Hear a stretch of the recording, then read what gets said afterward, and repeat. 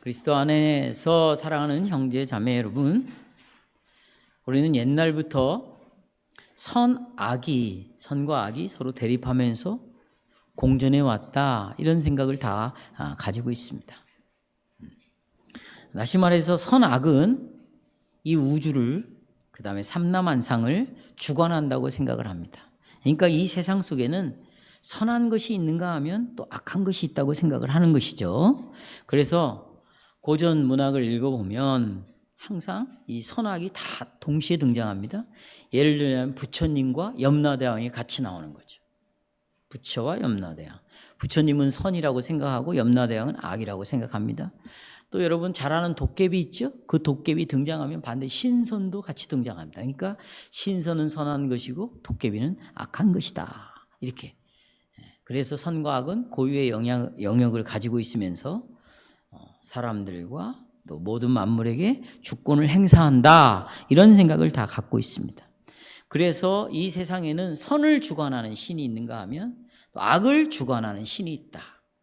이것은 모든 인간들이 갖고 있는 아주 깊이 뿌리 박혀 있는 생각이에요. 그래서 여러분 드라마나 영화를 쓰는 모든 작가들은요, 이 주제에서 벗어나질 않습니다. 드라마의 내용에 보면 악한 자가 있어요. 또 그것은 악한 자의 모습을 드러내고, 또 하나는 뭐 있어요? 선한 모습이 또 등장을 합니다. 이 둘과의 갈등과 싸움, 이것이 모든 영화 속에, 모든 드라마 속에, 어떤 것은 노래의 가사 속에 이런 것들이 다 들어있고, 학교에서 이미 이런 것들을 가르쳐 왔어요. 그래서 우리 여러분도 이런 생각을 다 가지고 있습니다. 그래서 때로는 이 신들은 서로 협력하기도 한다고 생각을 하는 것입니다. 그러나 주 여호와 하나님은 이런 인간들의 생각을 절대로 인정하지 않습니다. 왜냐하면 오직 주권자는 여호와 하나님이십니다. 어떤 다른 선한 신, 악한 신이 우주 만물을 통치하고 다스린다, 다른 주권자는 존재하지 않습니다. 그렇기 때문에 선과 악이라는 것은 하나님의 주권 아래에 있습니다. 그래서 하나님은 이 우주와 모든 만물을 그분이 다스릴 뿐만 아니라 심지어는 선한 존재인 하늘의 천사들, 또 악한 존재인 타락한 천사들, 그러니까 마귀와 귀신들조차도 하나님의 주권 아래에 두고 그들을 부리십니다. 우리 본문, 그러니까 하나님의 주권은 굉장히 포괄적인 거죠. 전 우주적이고 전 만물을 다 하나님이 주권하신다. 그래서 이런 분만이 참 신이기 때문에 여호와 외에는 다른 신이 있다 없다?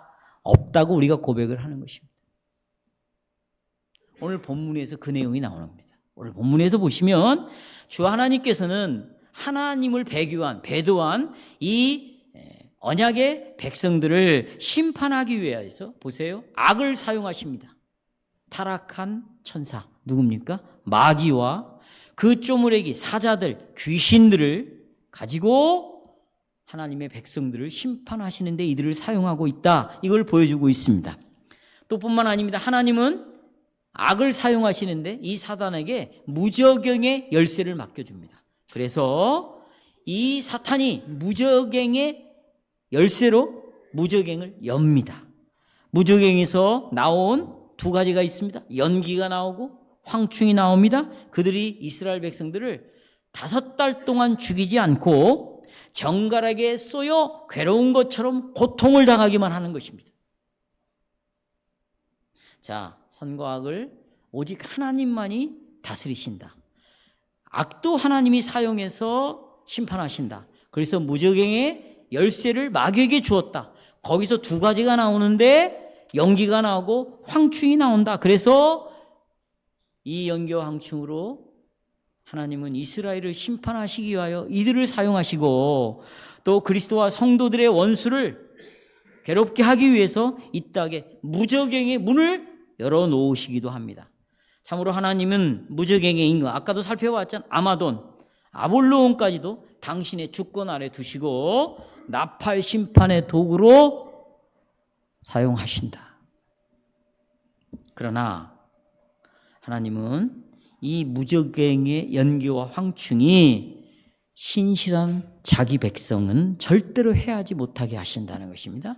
이것이 오늘 설교할 본문의 내용입니다. 저는 이 내용을 이렇게 정리를 했습니다. 여러분, 항상 선교할 때마다 주제를 정하고 그 주제에 맞게 대지를 나누는 것은 여러분에게 이 설교를 쉽게 받아들일 수 있도록 도움을 주기 위해서 이렇게 하는 것입니다. 그러니까 설교를 따라오실 때, 또 우리가 구역에서 말씀을 나누실 때 반드시 이걸 나누셔야 됩니다. 주제를 나누십시오. 주제가 어떤 내용인가? 그 다음에 첫째, 둘째, 셋째, 왜 이렇게 대지를 정했는가? 대지의 내용을 가지고 나누는 것도 중요하지만 왜 이런 대지를 정했는가? 이걸 나누는 것이 훨씬 유익합니다.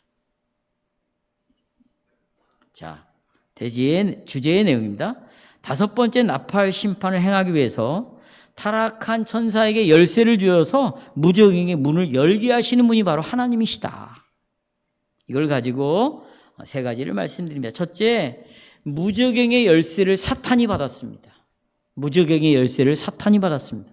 하나님은 예수님을 십자가에 못 박고 끝까지 예수님을 그리스도로 인정하지 않는 1세기의 유대인들을 심판하셨습니다. 이것이 지금 이 해석이 다른 교회 해석과 다른 거예요. 제가 이런 말을 굳이 해야 되는 이유가 있는 거예요. 이렇게 보지 않기 때문이에요. 제가 그렇잖아요. 십자가에 예수를 못 박았다. 끝까지 예수를 메시아, 그리스도로 받아들이지 않은 자들이 누구냐? 1세기의 유대인들이에요.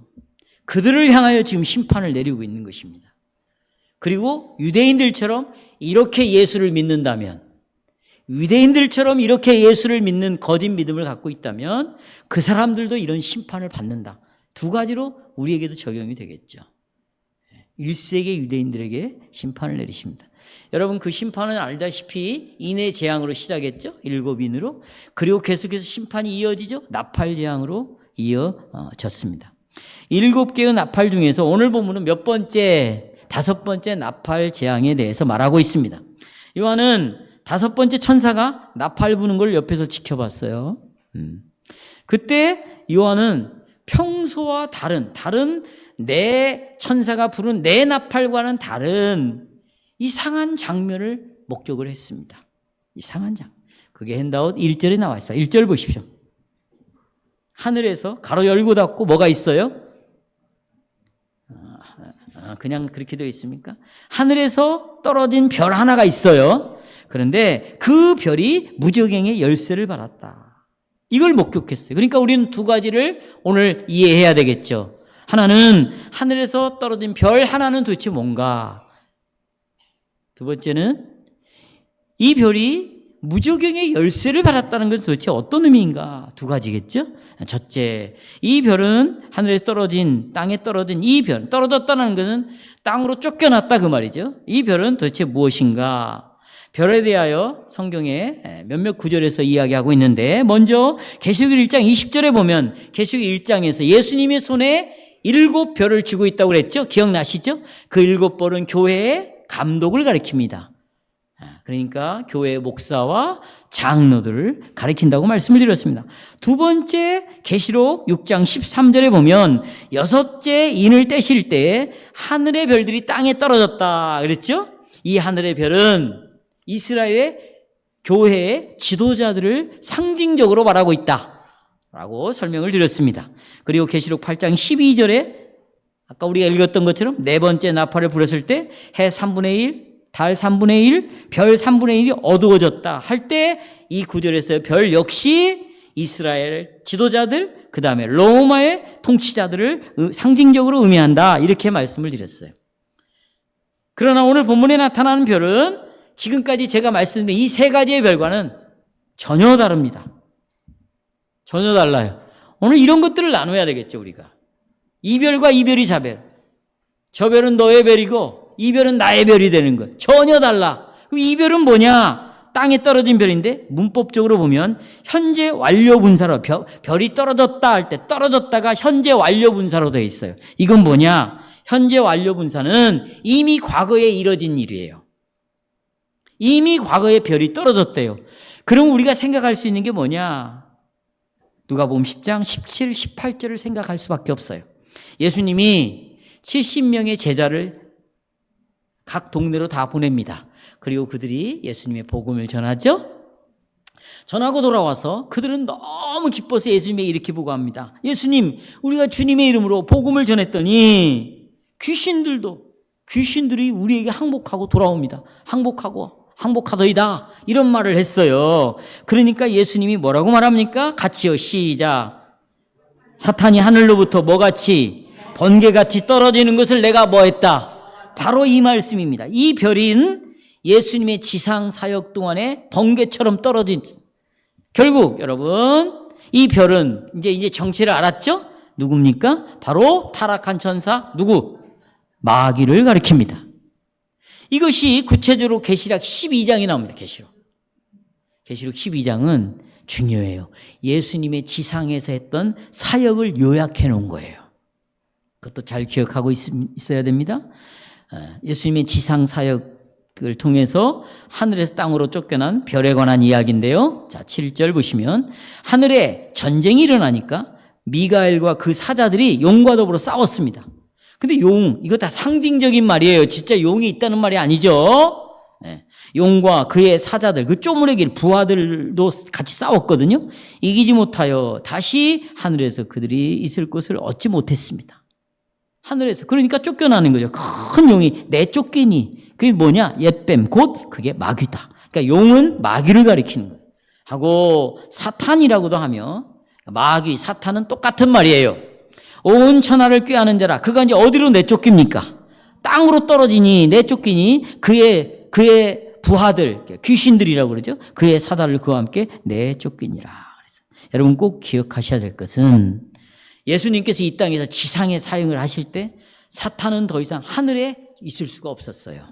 왜냐하면 그리스도께서 이 땅에서 복음을 전했잖아요. 또 하나님의 나라가 실제로 이 땅에 하나님이 통치하고 있는 모습을 여러 가지로 보여줬습니다. 그때 마귀는 하늘에서 떨어졌어요. 어디로? 이 땅으로 쫓겨났습니다. 그런데 오늘 본문을 시간이 설명을 하자면 더 기니까 그런데 오늘 본문을 보면 이해할 수 없는 말씀이 있어요. 그러니까 이 땅으로 쫓겨난 그 별, 사탄, 마귀에게 무저갱의 열쇠를 맡겼다는 거예요. 무저갱의 열쇠를 주셨다. 그럼 우리가 두 가지를 생각해야 되겠죠. 무저갱이 뭐냐? 맡긴 열쇠를 뭐냐는 거예요. 무저갱은 여러분, 무저갱은 뭐냐? 그러니까 국문학자 이 한자를 풀면 끝이 없는 구덩이다. 그런 뜻입니다. 그런데 이런 한자 풀이로는 아무런 의미가 없어요. 이것을 불교 용어로는 무간도라고 그래요. 무간도라는 영화도 나오죠? 무간도 1, 무간도 2 막 이런 게 나오더라고요. 이게 무슨 말이냐면 여러분 무 없을 무예요. 간 사이간이에요. 무간 사이가 없다 그 말이에요. 그러니까 지옥은 불교식으로 말하면 사이가 없어요. 쉴 틈이 없어. 뭐가 고통의 간격이 없는 거예요. 지옥은 그러니까 고통이 어떻게 이루어지는 거다. 연속적으로 이루어지는 것이다. 이것이 불교에서 말하는 무간도인데 기독교는 그런 의미가 아닙니다. 그럼 기독교의 이 무저갱이라는 것이 뭐냐는 것이죠. 여기 보시면 성경에서 무저갱은 하늘에서 가장 멀리 떨어진 곳이에요. 하나님하고 떨어져 있는 곳이 지옥이죠. 그러니까 내가 지금 난 하나님하고 멀리 떨어져 있다. 그러면 지옥처럼 사는 거죠. 그리고 지옥에서 경험하는 것들을 이 땅에서 경험하는 거예요. 자. 또 성경에 찾아보니까 뭐가 있냐면 성경에 찾아보니까 잘했어요. 자, 보세요. 바다의 가장 깊은 곳. 어디에 깊은 곳? 여러분 진짜 바다의 깊은 곳이 무저갱이 아니에요. 지옥이란 말이 아니에요. 지옥과 또 무저갱은 다른데 상징적으로 이렇게 보여주는 것이죠. 또 지하수를 언급하기도 합니다.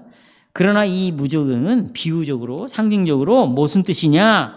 하나님을 대적하는 이 악한 세력들이 사는 곳, 이것이 무저갱이요. 자, 따라서 하세요. 하나님을 대적하는 악한 세력들이 사는 곳.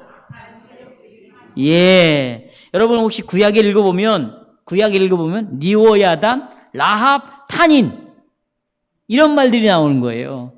이게 다 용을 가리키는 것이거든요. 마귀를 가리키는데 이들이 바다의 깊은 곳에 있다 이런 성경 구절이 많이 나와요. 어디에? 바다에. 그러니까 바다 깊은 곳에 진짜 마귀가 있다 그런 뜻이 아니고 상징적이에요. 마찬가지로 신약에서도 동일하게 신약은 바다의 깊은 곳에 있다 이렇게 말하지 않고 이 하나님을 대적하는 무리들, 마귀들, 이 귀신들이 어디에 있느냐? 무저갱에 있다고 말하는 거예요. 이 귀신들이 어디에 있어요? 무저갱에. 그것이 베드로후서 2장 4절, 유다서 6절에 나와 있습니다. 그러니까 정리를 하자면 본문의 무저갱은 바로 마귀와 그 사자들이 있는 곳, 그 영역, 이것을 무저갱이라고 말합니다. 그러면 이제 아까 우리 첫 번째 질문으로 돌아가서요. 그러면 자, 이 떨어진 별은 이제 마귀고 그들은 어디에 있다? 무저갱에 있다. 무저갱에. 근데 그들에게 준 이 무저갱의 열쇠라는 것은 뭐냐? 열쇠를 왜 주었느냐? 이유는 간단합니다. 배도한 이스라엘을 뭐 하기 위해서? 심판하기 위하여 이제는 하나님이 뭘 사용합니까? 무저갱에 있는 마귀와 귀신들을 심판의 도구로 쓰는 것이에요. 그것이 다섯 번째 나팔 재앙입니다. 하나님은 첫 번째 나팔부터 네 번째 나팔까지는 이방 나라의 군대를 동원했습니다. 이방 나라를 동원해서 이스라엘을 하나님이 심판을 했습니다. 그러나 이제는 그 심판이 아니에요. 무저갱에 있는 마귀와 귀신들, 무저갱의 사자들을 사용합니다. 여러분, 이것은 굉장히 놀라울 일입니다. 충격을 우리에게 주는 일입니다. 먼저 하나님은 사탄과 무저갱의 귀신들을 심판의 도구로 사용하신다는 것이 우리에게 충격을 주는 일입니다. 왜냐하면 왜 하나님이 무저갱에 있는 자들까지도 심판의 도구로 사용하는가? 모든 우주 만물의 유일한 주권자, 모든 우주 만물을 움직이고 다스리는 분은 오직 유일한 여호와 하나님밖에 없다는 걸 우리에게 알려주는 거예요. 그런데 그렇게 믿는 사람이 저는 그렇게 많지 않더라고요. 참 드뭅니다.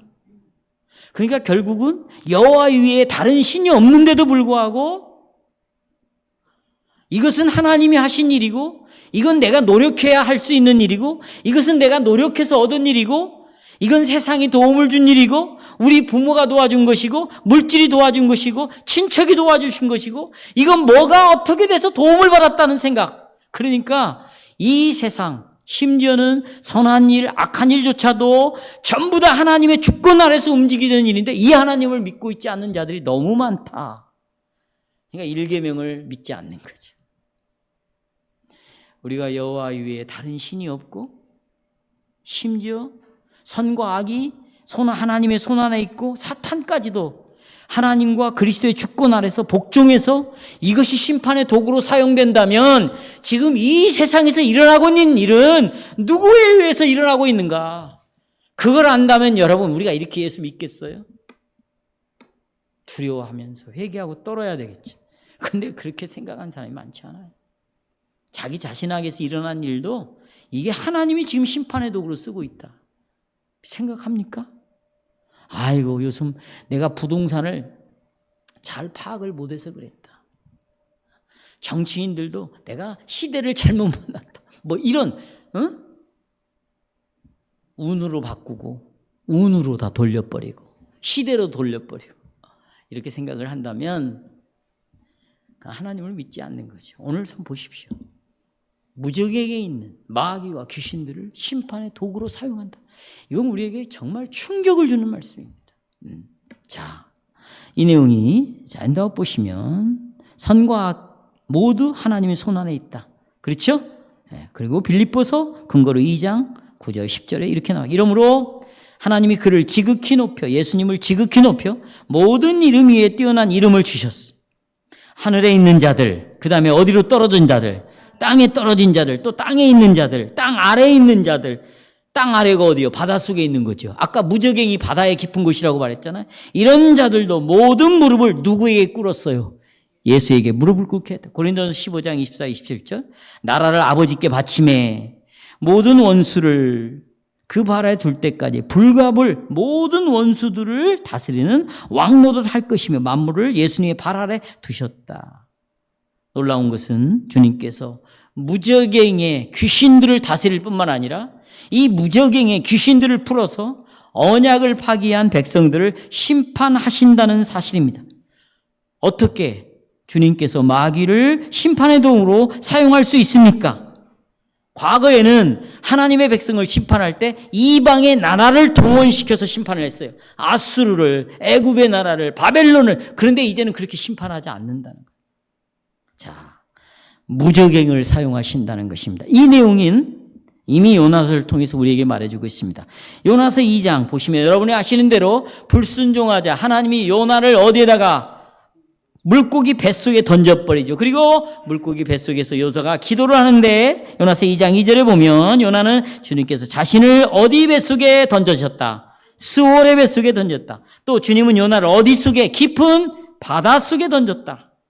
6절에 보면 구덩이 속에 던졌다. 무적행이죠. 그러니까 여기 스올의 뱃속, 바다의 깊은 속, 무적행, 이것은 전부 다 아까 말씀드렸듯이 하나님으로부터 떨어져 있는, 존재하는 바로 귀신들이 있는 영역 속으로 던져버린 것이다. 이걸 우리가 알 수 있어요. 하나님의 명령에 신실하지 않았던 요나는 주님의 목전에서 쫓겨나서 무적행까지 쫓겨났다. 이게 4절에 나오는 내용입니다. 성도 여러분, 주님은 주권자이시죠. 그러므로 주님은 배도한 교회를 심판하실 때 다양한 도구를 사용하십니다. 성도 여러분, 그러니까 이 세상에 있는 모든 것들은 전부 다 주님의 도구이며 이 세상에 있는 모든 것들은 하나님의 심판의 사자들인 것이. 예를 들자면 어느 지역에서 가뭄이 일어나고 있습니다. 어디에서는 홍수가 일어나고 있습니다. 태풍이 일어납니다. 지진이 일어납니다. 해일이 일어납니다. 이런 것들은 전부 다 하나님의 사용하시는 도구들이에요. 그래서 하나님은 바람을 사용해서 전체를 이용해서 당신의 도구를 사용하실 뿐만 아니라 심지어는 하늘의 천사도 인을 떼게 하시고 나팔을 불게 하십니다. 심판의 도구로. 하늘의 천사, 선한 천사겠죠. 그리고 마귀에게 무적행의 열쇠를 맡겨가지고요. 이 마귀가 무적행을 열어요. 그래서 지옥문이 열려가지고 여기서부터 엄청난 일이 벌어지는 거예요. 그러니까 지금 일어나는 자연재해는 결코 기상학적으로 이해하면 안 됩니다. 그런 자들은 망하는 거예요. 기상만 믿다가 망하는 것입니다. 이런 모든 재앙 배후에는 하나님의 심판이 있구나. 주권적으로 지금 심판을 내리시구나. 코로나19, 앞으로 전염병이 또 일어날 수 있습니다. 이런 것들이 일어나면 여러분 그 원인을 어디서 찾습니까? 그 해결책을 전부 마스크래. 마스크. 너 왜 마스크 안 썼냐? 너 마스크 써야지. 너 왜 예방주사 안 맞았냐? 여기에서 다 해결책을 찾는 거예요. 그렇습니까 여러분? 교회는 그 난리를 피다가 그냥 끝난 거예요. 그 하나님을 하나님으로 인정하지 않은 것이죠. 이런 재해들, 재난들은 결코 가벼운 것이 아닙니다. 그렇다면 무적행의 문이 열려질 때, 무적행의 문이 열려졌어요. 사탄이 무적행의 문을 열쇠로 열었어요. 아주 끔찍한 일이 벌어집니다. 둘째, 열린 무적행에서 나온 황충의 대항인, 황충의. 주님은 하늘에서 땅으로 떨어진 그 별에게 뭘 맡겼어요? 무적의 열쇠를 주었습니다. 이제 마귀는 굳게 닫혀 있었던 그 문을 자기가 받은 열쇠로 열었습니다. 2절 3절입니다. 어떤 일이 일어납니까? 그가 무적행을 여니 그 구멍에서 큰 화덕에 연기 같은 연기가 올라오매 해와 공기가 그 구멍의 연기로 말미암아 어두워졌다는 거예요. 두 번째, 황충이 연기 가운데로부터 땅 위에 나오매 그들이 땅에 있는 정갈의 권세와 같은 권세를 받았다. 두 가지죠. 하나는 무적행의 구멍에서 연기가 올라와 해와 공기를 어둡게 했어요. 그렇죠? 또 하나는 황충이 그 연기와 함께 땅에 나왔습니다. 앞에서 말씀드린 대로, 자, 아까 무적행은 하나님을 대적하는 악한 대적들이 거하는 곳이다. 근데 무적행을 열었을 때 연기와 황충이 나왔다는 게 뭐냐? 간단하죠. 마귀가 나오는 거예요. 또 뭐가 나오는 거예요? 귀신들이 나오는 거예요. 귀신들이 나오는 것입니다. 여러분이 만약에 애굽 땅에서 10재앙 중에 한 가지 재앙인 황충 재앙을 여러분이 알고 있다면, 상상을 해본다면 오늘 말씀을 충분히 이해할 수 있습니다. 출애굽기 10장을 한번 가서 읽어보세요. 이것도 배도한 이스라엘 땅이, 이제 보세요, 이스라엘 땅에 연기가 나오겠어요? 그리고 연기가 충만해 어두워졌어요. 여기서 황충이 연기처럼 가득 찼어요. 이건 뭘 의미합니까? 바로 무정에게 있는 마귀와 악한 영들이 나와가지고 온 이스라엘 땅을 점령하고 말았다. 성도 여러분, 이 구절은 이미 예수님이 예언한 구절이에요. 마태복음 12장 41, 45절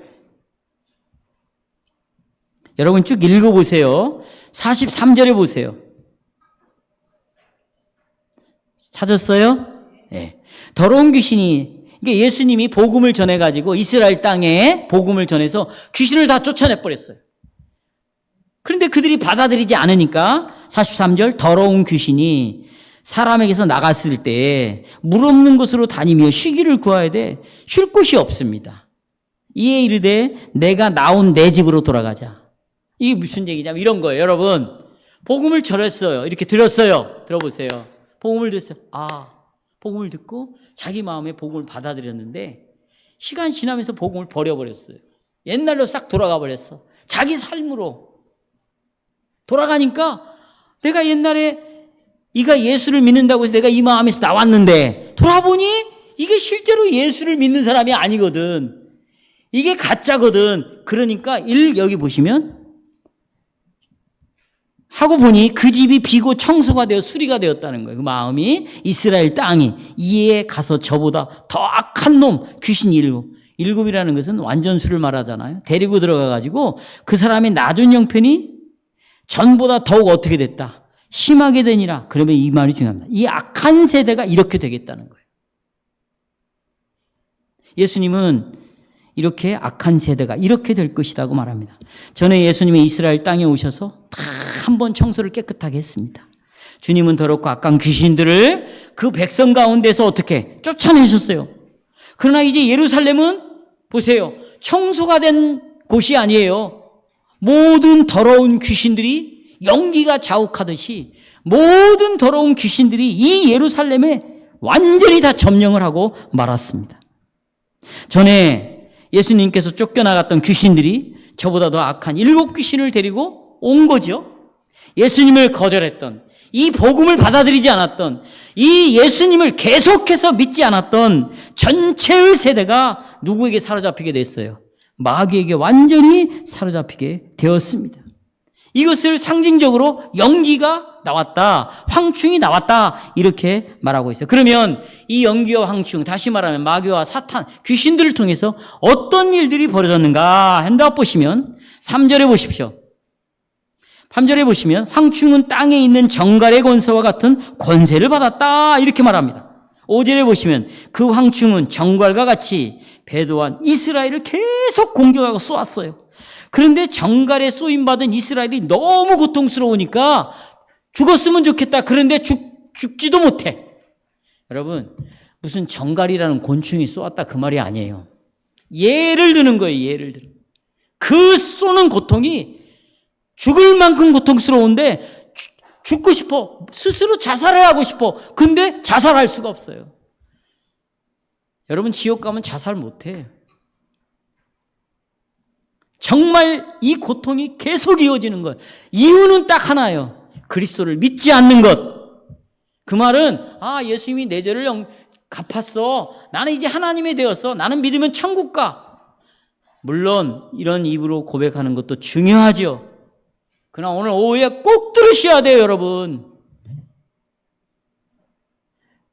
우리가 갖고 있는 믿음은 그럼 그 믿음의 내용은, 표현은 똑같지만 믿음의 내용은 달라요? 다릅니다, 여러분. 믿음의 내용은 다른 거예요.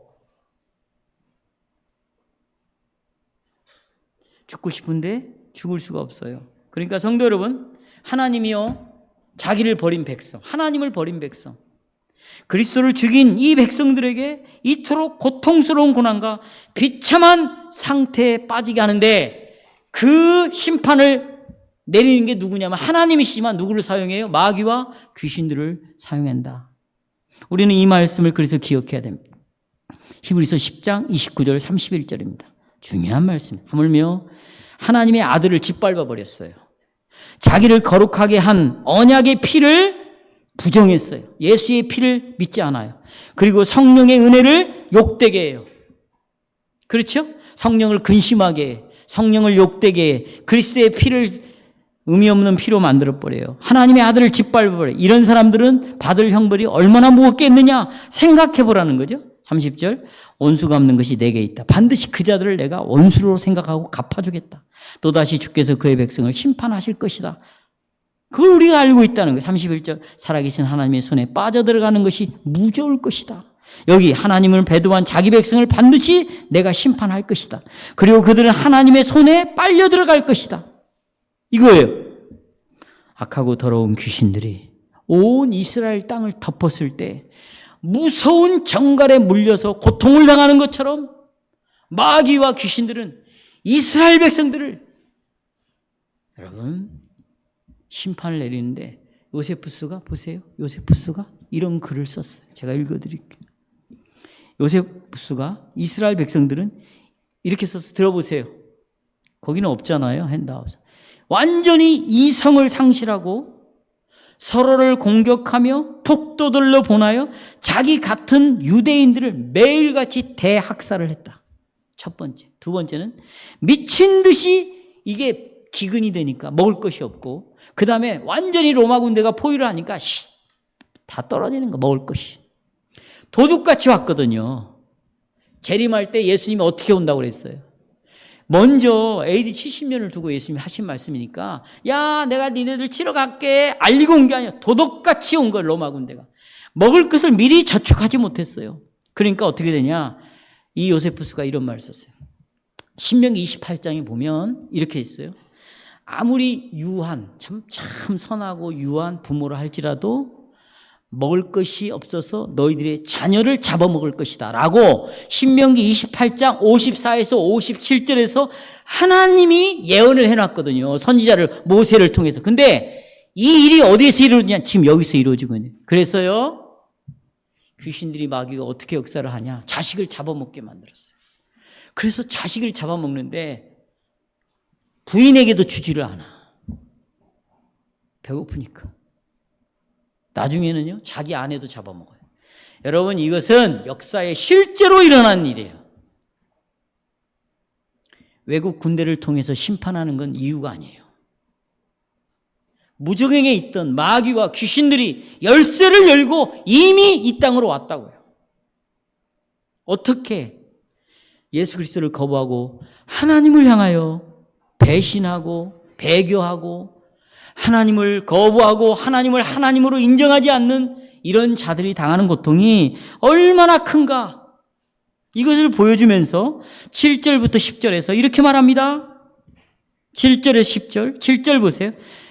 이 황충의 모양은 이제 황충의 모양을 설명하는 거에 따라서 황충 그 모양은 전쟁을 위하여 예비한 말들 같고 그 머리에는 금 같은 면류관을 썼고 그 얼굴은 사람의 얼굴을 같다. 8절 근데 이상하게 여자의 머리털 같은 여자의 모습을 하고 있고 그의 이는 사자 같다. 9절 철로 만든 흉감을 하고 있고 그 소리는 병거와 많은 말들이 전쟁으로 달려나가는 소리 같다. 그리고 정갈과 같은 꼬리와 쏘는 살이 있다. 이 표현은 지금 옛날에 이스라엘을 심판할 때 이방 군대의 모습과 같아요. 거기 예레미야 51장 27절 나와 있죠? 그걸 찾아보세요. 집에 가서. 그래서 우리는 이 황충의 모양을 통해서 예루살렘을 공격하는 여러분 로마 군대를 떠올릴 수 있어요. 황충이. 그런데 여러분 다른 점이 있어요. 이게 중요합니다. 이게 다른 점이에요. 그래서 많은 신학자들은 이건 로마 군대가 아니라 개혁교회 안에 있는 신학자들을 만나는 거예요. 여기 복음주 신학자들 말고. 제가 왜 이런 것들을 선을 긋냐? 이렇게 성경을 해석을 못해 그 사람들. 왜? 이미 관점이 자기네들 관점을 갖고 있어요. 언약을 이해했다면 그러지 않을 것인데. 보십시오.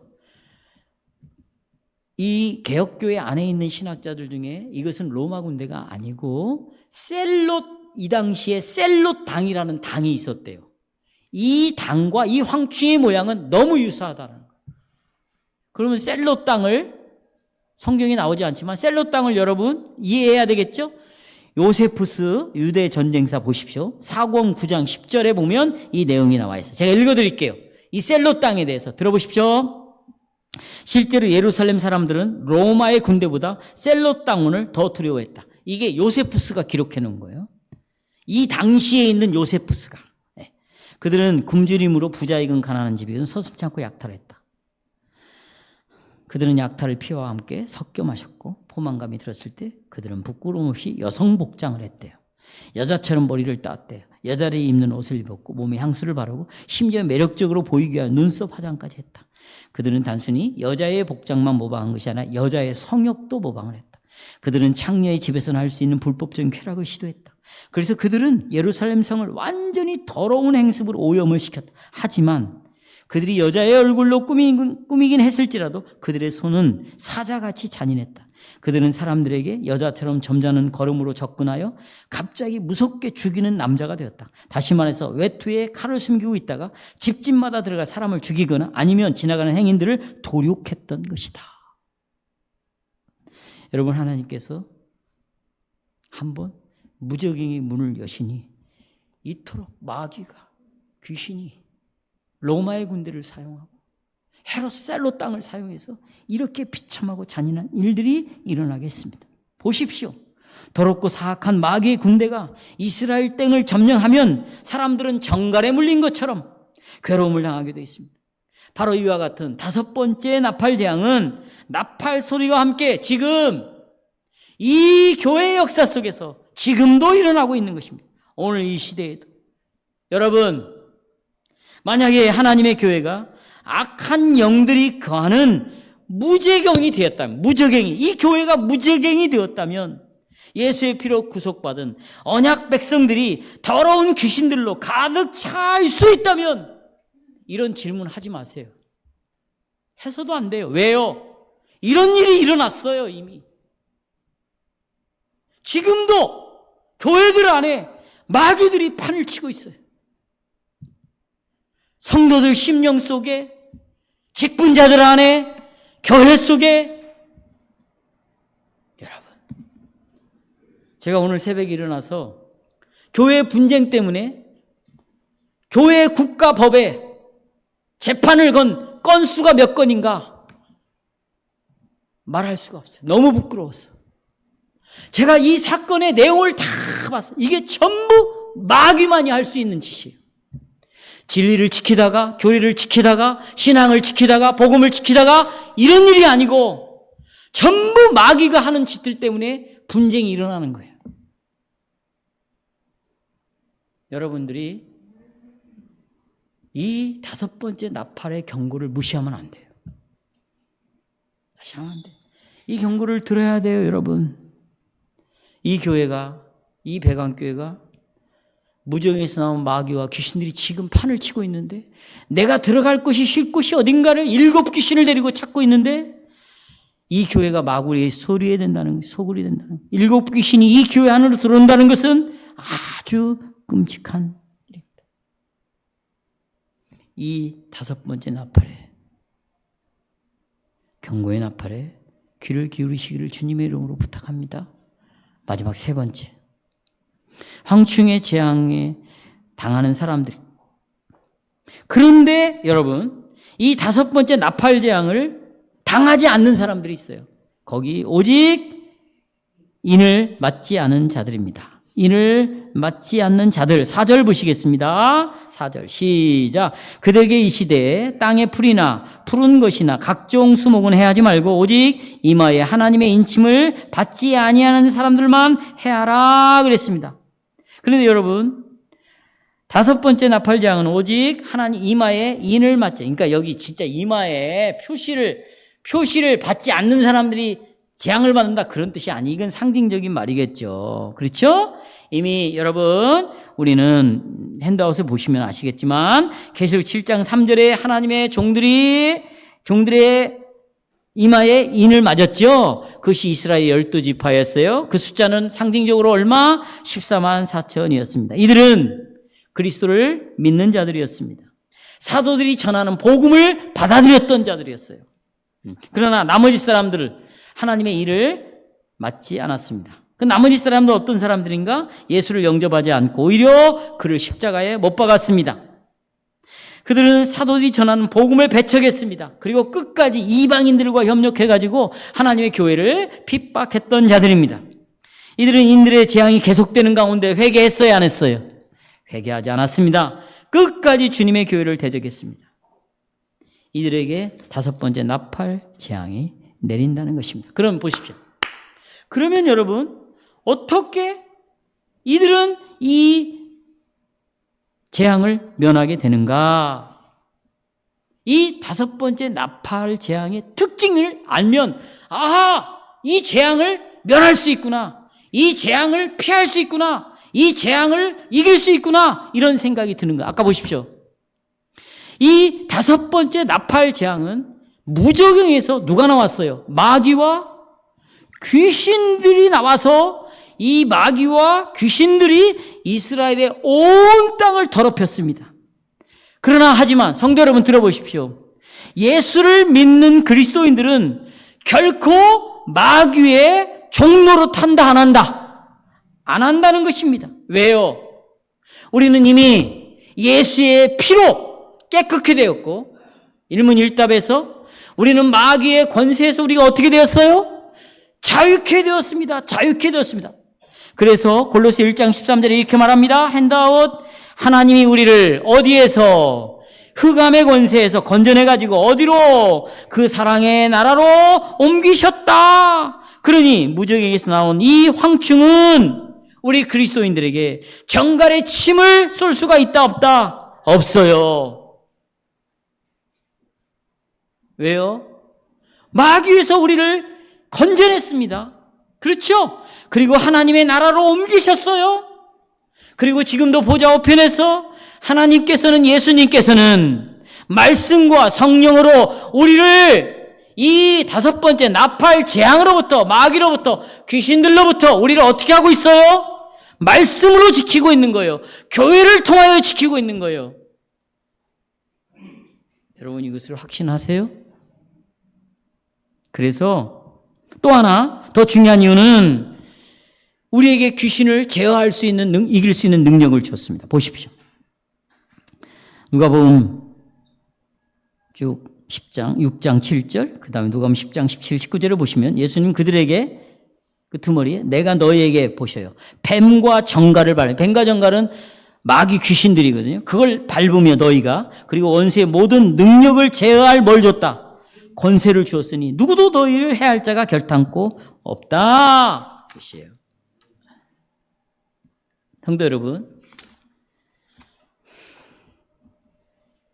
여러분과 저는 예수의 피로 구속을 받았어요. 그리고 우리를 외롭게 고아처럼 혼자 이 심령을 비워놓은 상태에 있는 게 아니에요. 7 귀신이 들어갔고 난리를 치게 청소만 해놓고 죄만 깨끗이 해놓고 끝난 게 아니에요. 여기에 가득 체험으로 오신 분이 있어요. 그분이 누굽니까? 성령이십니다. 성령이십니다. 성령이십니다. 그래서 우리 그리스도인들은 절대로 더러운 영에 이끌리지 않습니다. 거짓된, 들어보십시오. 거짓된 영들의 역사로 많은 사람들이 자기가 그리스도라고 외쳤어요. 내가 그리스도다. 또 거짓된 그리스도라고 외치는 자들, 거짓된 선지자들이 일어나서 표적과 기사를 보였지만 정말 진짜 신실하게 예수를 믿는 자들은 여기에 미혹되지 않았습니다.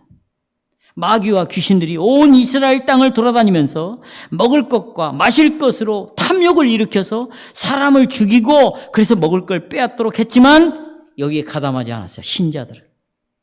또 서로 마귀는 증오하게 하고 미워하게 하고 분쟁을 일으켜 살인을 일삼게 했지만 끝까지 믿는 자들은 사람을 죽이지 않았습니다. 또 육체와 마음의 정욕을 따라 간음을 하게 하고 온갖 더러운 짓을 행하게 했지만 신실한 자들은 마귀의 유혹에 넘어갔을까 넘어가지 않았을까? 넘어가지 않았습니다. 넘어가지 않았습니다.